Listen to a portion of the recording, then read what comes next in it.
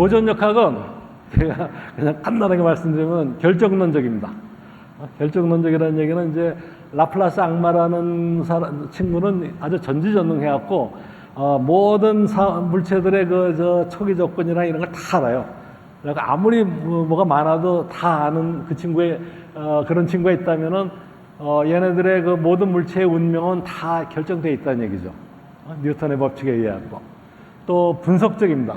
그 다음에 자연은 하나의 커다란 톱니바퀴들이 서로 맞물려 돌아가는 그런 그 기계와 같이 지금 작동하고 있다 하는 그런 그 기계론적인 성격을 갖고 있고, 또 이제 프리고진이 가장 지금 그 초점을 맞추고 있는 부분은 사실은 고전역학은, 뉴턴의 고전역학은 가역적, 시간에 대해서 가역적이라는 것입니다.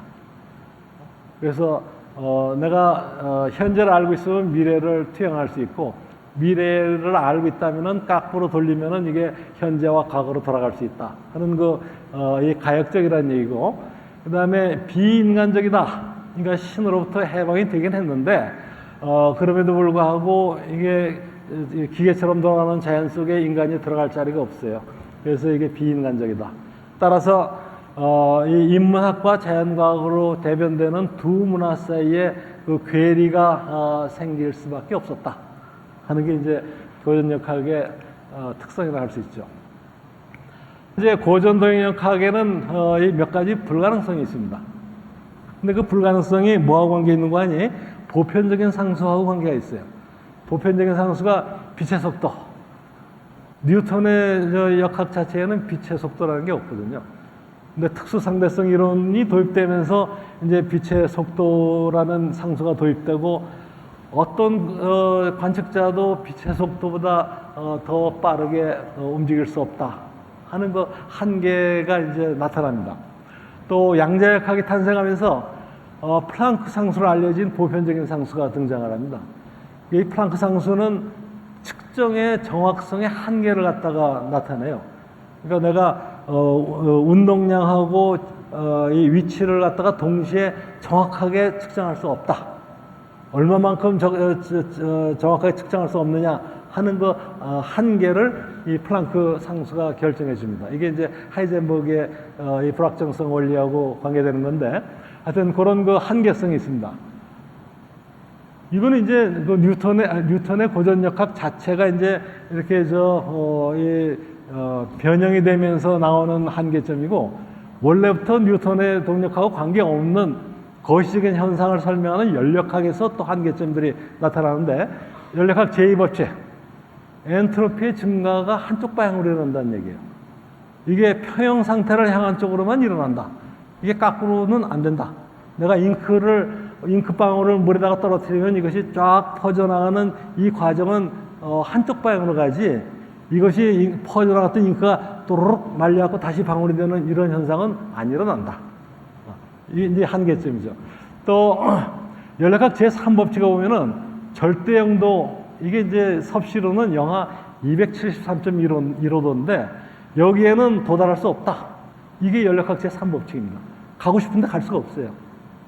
또 설사 간다 하더라도 그 이하로는 또 못 간다는 얘기예요. 이런 이 불가능성, 이 불가능성에 부딪히면은 사람들은 좌절하기도 하지만은 또 이 창의적이고 도전적인 사람들은 이게 기회구나. 그래서 이제 이 기회를 붙잡아서 새로운 걸 뭘 하나 만들어 보자 하는 이제 그런 시도를 하게 됩니다. 그래서 이제 이 복잡성의 과학을 주로 이제 연력학으로다가 설명을 하는데, 옛날에 보통 교과서에 나와 있는 연력학의 내용은 전부 평형 연력학입니다. 평형 연력학은 기본적인 세 가지 법칙으로다가 구성되어 있는데, 첫 번째는 에너지 보존의 법칙, 두 번째는 엔트로피가 포함된 비가역성에 관한 법칙, 세 번째는 절대 영도에 도달을 할 수 없다. 절대 영도에 도달하면 그 다음에는 엔트로피가 제로가 돼가지고서 이게 완전히 고정된 그런 상태가 되어버립니다. 그러니까 뭐가 더 이상 뭐가 일어나지를 못해요. 이제 그런 이 평형 연력학으로 구성이 되어 있는데, 이걸 평형에서부터 좀 멀리 떨어지게 하면 어떻게 되느냐? 평형에서부터 하여튼 멀어지게 하자는 얘기죠. 근데 이제 이걸 두 그룹으로 나눴습니다. 그게 첫 번째는 선형 비평형 연력학. 이건 평형에서부터 살짝 밀어내는 겁니다. 살짝. 평형에서 살짝 밀어내면은, 예를 들어서 제가 여기 지금 이런 걸 여기다 세워놨는데, 이거를 여기서 내가 자꾸 흔들어요. 좀 흔들면 얘가 흔들흔들 하다가, 그 다음에 그냥 제자리로 돌아갑니다. 요거는 선형, 내가 흔드는 과정을 통해서 이게 이제 요동을 주는 거거든요. 요동을 줘갖고 얘를 불안정하게 만들어갖고 살짝 평형 상태에서 벗어나게 만들었는데 얘가 원위치로 돌아가 버립니다.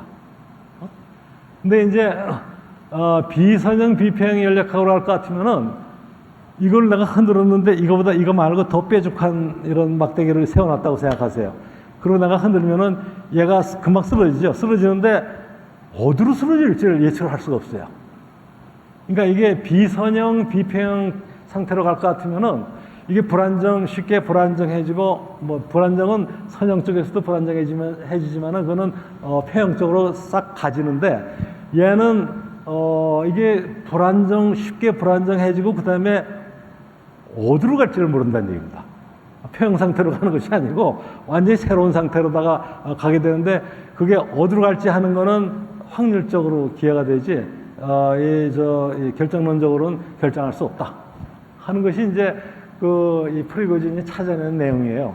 자, 그래서 이제 이런 비선형 비평형 상태에서 새로운 질서에 있는 이 산일 구조가 나타나는 예가 사실은 프리고진 이전에 이 베나르라는 사람에 의해서 이미 발표가 됐어요. 이게 이제 이 사람의 박사학위 논문에 나오는 얘기인데, 이게 벌써 1901년대 얘기입니다. 수평의 액체층에서 세포형 회오리. 이게 액체가 지금 그 용기 안에 들어있는데 아래 위에 온도를 다르게 합니다. 그럼 그 온도의 그 차이, 온도 기울기가 어느 값 이상이 될 것 같으면은 갑자기 새로운 현상이 나타나요. 갑자기 새로운 현상이 나타나는데, 이게 꼭 육각형 벌집같이 이렇게 쫙 이런 구획이 정해지고, 그리고 그 구획 속에서 대류 현상이 막 일어납니다.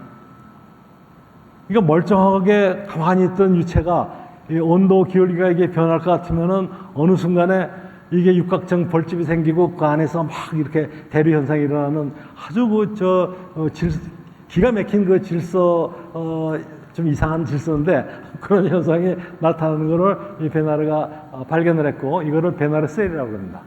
근데 이제 특히 재밌는 것은 이게 온도 기울기가 어느 값까지 가면은 이게 벌집이 생긴다, 벌집 대류 현상이 생긴다 하는 거는 알 수가 있는데, 그 인접한 셀 두 개를 갖다 예를 들어서 보면은 거기서 대류 현상이 어느 방향으로 일어나느냐, 두 셀에서 요렇게 나느냐 요렇게 나느냐, 요거는 예측할 수 없다는 거예요. 이게 이제 이 필연과 우연이 여기서 겹쳐져 있는 그런 그 현상이 베나르 셀에서 벌써 사실은 발견이 됐는데, 이게 보다 더 이렇게 쉽게 이 화학 반응에서 이게 생길 수 있느냐 하는 게 이제 프리고진의 업적입니다. 이제 프리고진 업적은 선형 비평형 상태에서 이 최소 엔트로피 생산 정리가 있었습니다만은, 이 비선형 비평형 상태에서 이 비선형 화학 반응의 이론적인 모형을 만들었어요. 모형을 만들어갖고 그거를 이제 브리셀레이트라고 그러는데, 이 브리셀레이트 이론 모형을 만들어갖고 그거를 막 연구를 합니다. 연구를 하다 보니까는 도저히 상상도 못하는 새로운 현상들이 나타나는 게 예견이 되는 거예요. 그래서 이게 이 진동 화학 반응 같은 것이 생길 수 있다 하는 걸 발표를 하면은, 이 정통 물리 하시는 분들이 웃기는 소리 하지 마라. 그런 게 어디 있어? 있으면은 실험 결과를 보여줘. 근데 실험적으로 찾을 수가 없었어요. 그러니까 아무리 이론적으로 그 발표를 해도 그 실험 결과가 없으면은 그게 뒷받침이 안 되지 않습니까? 근데 이제 다행히 옛날 그 구소련의 학자들이 그 실제 그런 반응을 찾아냅니다. 찾아내갖고 그거를 프리고진 그룹에서 그 논문을 발견하고서 얼마나 기뻤겠습니까? 그리고 그걸로 인해서 이 사람이 노벨상을 받게 됩니다. 프리고진이 제안했던 그 비선형 화학 반응의 모형이 이겁니다. 4스텝으로 되어 있어요. 4스텝으로 되어 있는데, 요거를 이제 분석을 쫙 합니다. 여기서는 하여튼 이 모형을 통해서 이 새로운 그런 그 질서 있는 산일 구조가 생겨났다. 그러니까 예를 들어서 반응 물질의 농도가 계속 주기적으로 이렇게 변하는 이런 그 진동화학 반응 같은 것이 예견이 됐었다는 얘기죠. 비선형 화학 반응의 특징은 첫째, 열려 있어야 됩니다. 그러니까 이게 이런 빨개졌다, 파래졌다, 빨개졌다, 파래졌다 또는 까맸다가 무색했다 이런 것들이 계속해서 반응 물질을 공급을 해줘야 이게 계속이 됩니다. 안 그러면은 조금 하다가 시들시들해져요. 죽어버려요. 그리고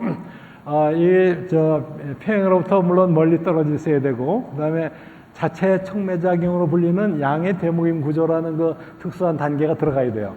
또 비선형 화학 반응의 경우에는 다른 경우도 마찬가지지만은 예측 불가합니다. 확률적이고 또 주기적으로 시간적인 공간적인 주기성이 있고 자생적 조직화를 통해 갖고 이런 그 산일 구조가 형성이 된다는 게 특징이죠.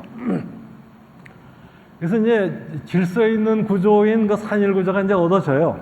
혼돈으로부터 질서가 이제 옵니다. 제가 보는 그 복잡계의 진화 과정은 결국은 필연과 우연의 교향곡이라고 생각해요. 그래갖고 먼저 비선형 비평 상태 1이라는 게 존재한다고 생각합시다. 그러면 그게 요동 1에 의해서 불안정해집니다. 불안정해지면은 그 다음에 이게 어떤 분기점 1의 분기점에서 자생적 조직화를 통해 갖고 산일 구조 1로다가 이게 가버려요. 가버리는데 이것이 또 다시 또 다른 요동에 의해 갖고 또 불안정해집니다. 불안정해져 갖고 또 그 다음에 또 다른 분기점에서 또 다른 산일 구조로 진화가 된다. 이런 과정이 반복되는데 여기 그 나타나는 산일 구조라는 것은 질서 있는 주기적 구조일 수도 있고 혼돈 상태일 수도 있고 또는 어중간한 그런 상태들도 있지 않느냐. 그러니까 이게 자연 현상이 이 복잡계라는 게 이게 상당히 복잡한 거죠. 복잡한데 이게 자연이 그렇게 돼 있다는 얘기죠. 그러니까 뉴턴이 얘기하는 그 가역적인 아주 그 기계론적인 그런 그 현상들도 있고 천체의 운동 같은 거 설명할 적에는 뉴턴의 방정식이 잘 맞습니다. 또 분자세계로 갈 것 같으면은 고전역학이 안 맞기 때문에 양자역학으로다가 이게 설명할 수밖에 없어요. 또 속도가 굉장히 빨라질 것 같으면은 그다음에 상대론을 적용해야만 되는데 이렇게 이제 평형 상태에서 왕창 멀리 떨어진 비평형 상태에서는 또 이런 그 새로운 현상들이 나타날 수 있다는 얘기죠. 그래갖고 이 프리고진의 마지막에 인용된 문장인데 그 책에 탈무드에 이런 표현이 있답니다. 하나님이 세상을 만들 적에 만들자 하고 딱 단순히 만들었던 게 아니라 이거예요. 26번이나 시도를 했는데 실패를 하고 그리고 드디어 만들었는데 그 마지막으로 만들기 전에 한 말이 이루어지기를 바라노라. 그러고 나서 현세가 이게 창세가 됐다는 얘기입니다. 그러니까 지금 프리고진이 꾸었던 그 꿈, 모든 수준에서 비가역성을 설명할 수 있는 본격적인 그 이론이 단숨에 나오겠습니까? 그러니까 26번뿐만 아니라 뭐 30번, 100번이 된다면 어떻습니까? 언젠가는 이루어질 수 있지 않겠는가 하는 것을 기대해 봅니다. 왜냐하면 우리가 다 알고 있거든요. 뉴턴의 고전역학이나 양자역학은 가역적이에요. 가역적이기 때문에 그거 갖고는 비가역적인 현상을 설명할 수가 사실은 없어요. 그러면 이제 거시적인 이 경험적인 그런 방법으로다가 기술해야 되는데 그거 갖고는 사람들이 만족을 못 합니다. 그러니까 이제 모든 수준에서 미시적인 세계, 거시적인 세계를 통합하는 그 비가역성을 꿰일 수 있는 그런 그 이론이 언젠간 탄생할 걸로 기대하면서 제가 여기 끝이겠습니다.